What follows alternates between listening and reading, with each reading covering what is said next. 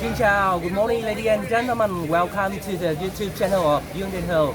And today we would like to show you one of the most amazing fun and useful activity in Vietnam after the flood. After the flood in the central of Vietnam, people are willing and eager to prepare food for the victim in the flood area. And today, one of the activities is to cook, to boil the pork. A lot of pork, about 400 kilograms of pork were boiled, and now we are putting into the pot, into the plastic pot here. We are preparing 1,000 of box like this to bring to the flood area where people were flooded in 5 days without any food and any drink. And of course, we would move tomorrow with the truck and with a lot of cars, with volunteers.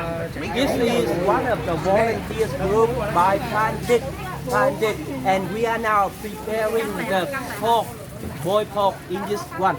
Ladies and gentlemen, would you like to see very closely activity and job being done by the volunteers of Pandit who are cooking the pork and then preparing this one into the box. Then tomorrow the people in the flood area will be very happy with us. Ladies and gentlemen, take a round trip with us please. Yes, you may go a round trip and see. Thank you ladies and gentlemen. Keep watching and then doing great job with us. Yes, you see, we are preparing pork like this. You see a lot of pork, and we are putting in here chili and garlic, and pepper. We'll put into this box. Yes. Nhân ớt. Okay, so chili will be putting into this box for keeping the pork delicious. Would be very delicious. Yeah. Yes, so this is about 400 kilograms of pork. We bought this morning at 3 o'clock in the market, and now we brought to the village, to one of the stations where we prepare and cook pork to put into the box, and then we will wrap it to move to the truck tomorrow morning, and then the people in the flood area will receive them and eating pork with the bánh chưng and with the rice, and then with something else, of course vegetable suppliers from Dallas City in this group. This is the volunteers, big volunteer group in central Vietnam, where we can prepare food for everybody in the flood area. Ladies and gentlemen, keep watching with us.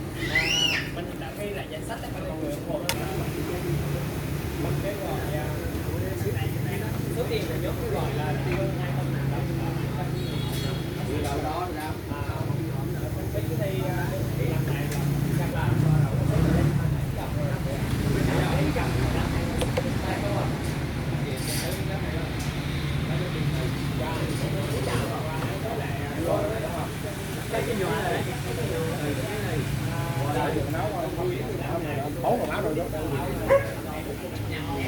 Ố quần áo.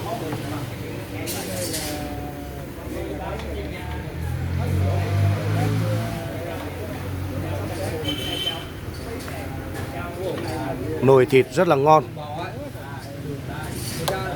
luộc lên nhìn rất là hấp dẫn.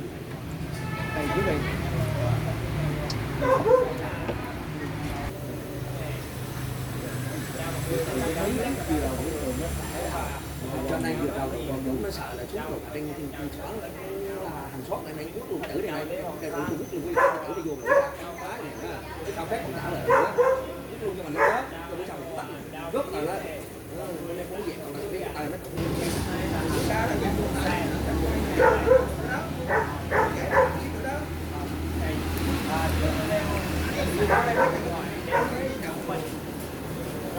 Nồi thịt siêu khủng này rất là ngon, rất là hấp dẫn. Nồi thứ tư đấy phải.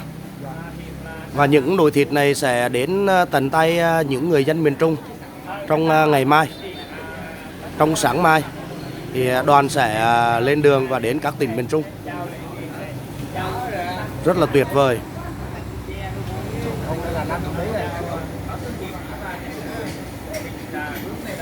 Đúng không?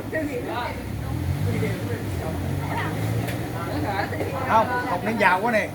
Thiện thiện. Sao cục đi rồi két rồi á. Lát xong. Đó, chặt rồi. Nóng đấy.